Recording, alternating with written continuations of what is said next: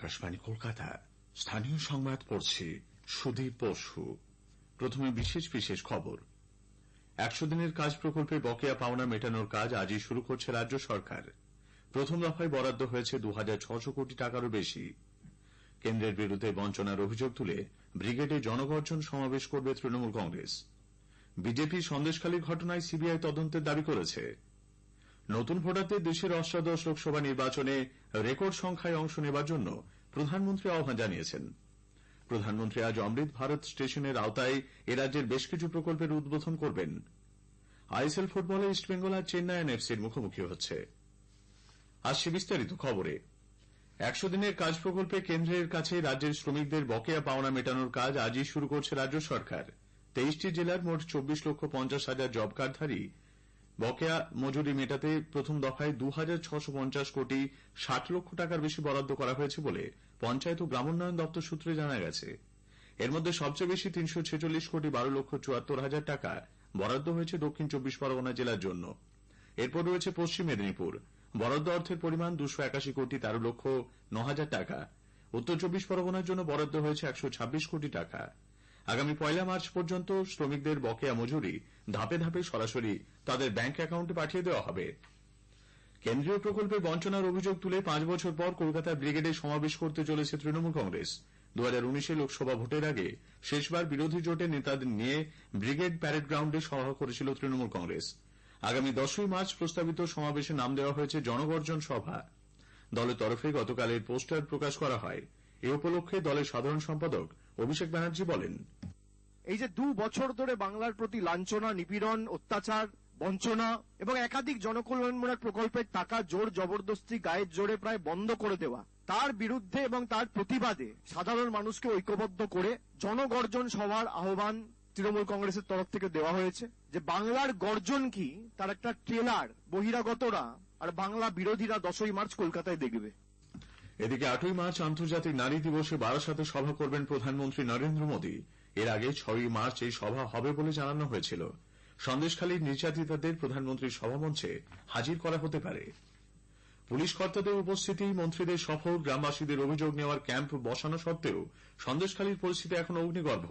ক্ষোভে ফুঁসছেন গ্রামবাসীরা, তাদের মধ্যে বেশিরভাগই মহিলা।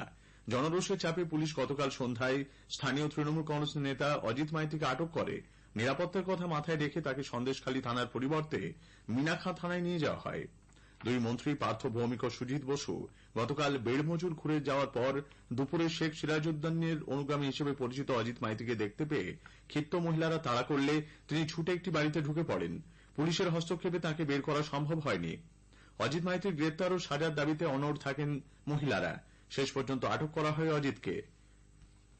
এদিকে ১৪৪ ধারা জারি থাকার কথা বলে সন্দেশখালী থেকে অনেকটাই দূরে ভোজেরহাটে পুলিশ দিল্লি থেকে আসা তথ্যানুসন্ধানী দলকে আটকে দেয়। গ্রেপ্তার করা হয় ওই দলের ৬ জনকে। প্রদেশ কংগ্রেসের এক প্রতিনিধি দল সন্দেশখালী যেতে চাইলে হাড়োয়ার বামুনিয়ার কাছে ব্যারিকেড করে পুলিশ তাদের আটকে দেয়। পুলিশের সঙ্গে ধস্তাধস্তিতে অসুস্থ হয়ে পড়েন দলের নেতা সৌম্য আইচ রায়। আগেই জানানো হয়েছে, অশান্তির ঘটনায় উস্কানি দেওয়ার অভিযোগে আয়েশা বিবি নামে এক আইএসএফ নেত্রীকে মিনাখার মঠবাড়ি এলাকা থেকে সন্দেশখালী থানার পুলিশ গ্রেপ্তার করে। তার ৩ দিনের পুলিশ হেফাজত হয়েছে।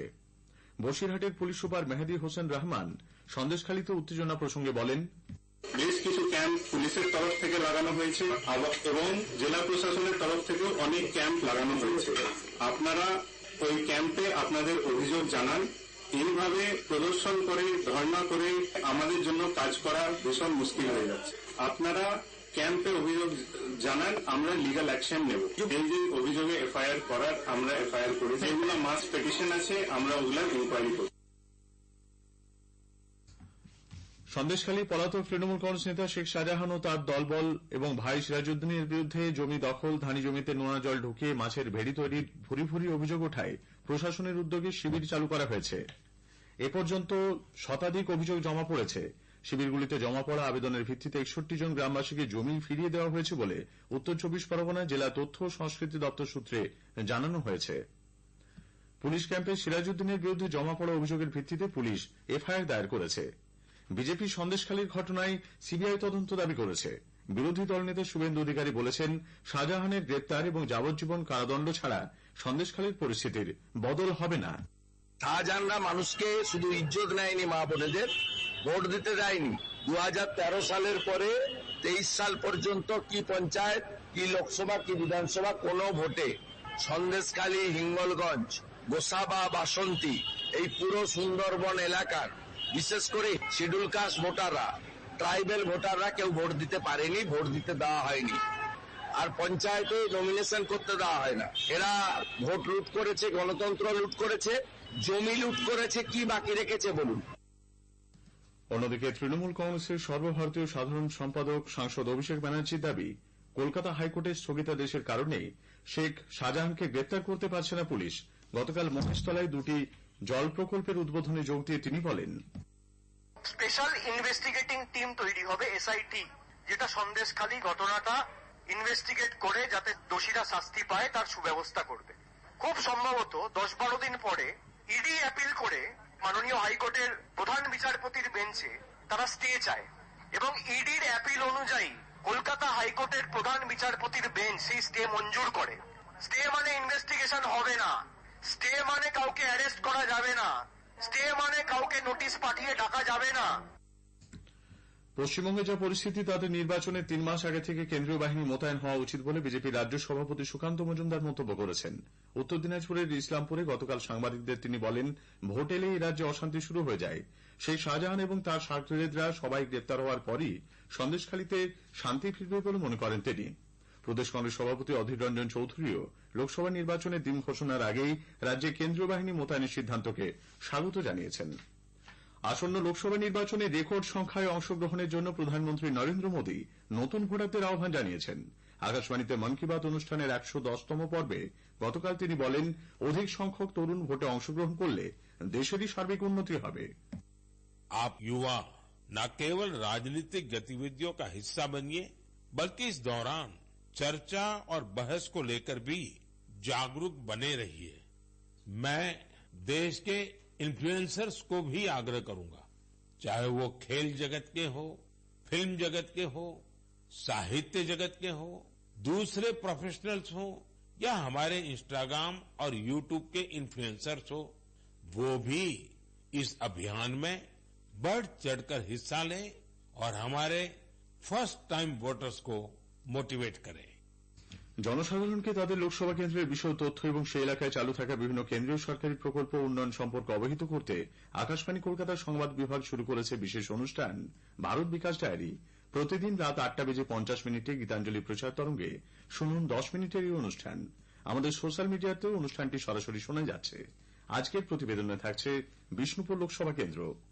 স্থানীয় সংবাদ শুনছেন আকাশবাণী কলকাতা কেন্দ্র থেকে। প্রধানমন্ত্রী আজ অমৃত ভারত স্টেশন প্রকল্পের আওতায় ভার্চুয়ালি দেশের বেশ কিছু স্টেশনের পুনর্বিকাশ কর্মোদ্যোগের সূচনা করবেন। এছাড়াও কিছু রোড ওভারব্রিজের উদ্বোধন ও শিলান্যাস করবেন তিনি। অমৃত ভারত প্রকল্পে রাজ্যে দক্ষিণ পূর্ব রেলের আওতায় 22টি স্টেশনকে চিহ্নিত করা হয়েছে। এর মধ্যে আছে আদ্রা, বাঁকুড়া, বিষ্ণুপুর, পুরুলিয়া, জয়চন্ডী পাহাড়, বার্নপুর, খড়গপুর, মেচেদা, তমলুক।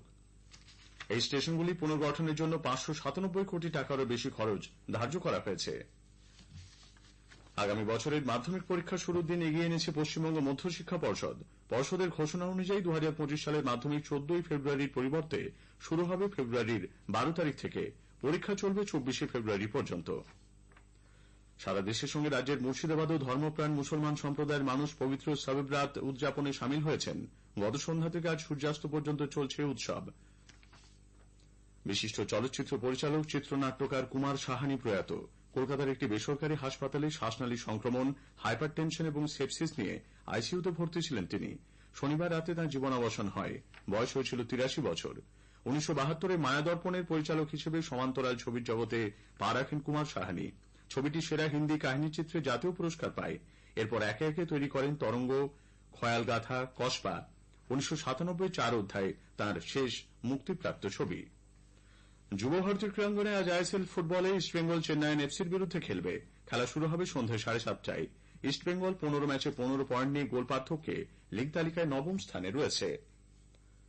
শেষ করার আগে স্থানীয় সংবাদের বিশেষ কিছু অংশ আরও একবার। 100 দিনের কাজ প্রকল্পে বকেয়া পাওনা মেটানোর কাজ আজই শুরু করছে রাজ্য সরকার। প্রথম দফায় বরাদ্দ হয়েছে 2600 কোটি টাকারও বেশি। বিজেপি সন্দেশখালী ঘটনায় সিবিআই তদন্তের দাবি করেছে। স্থানীয় সংবাদ শেষ হল।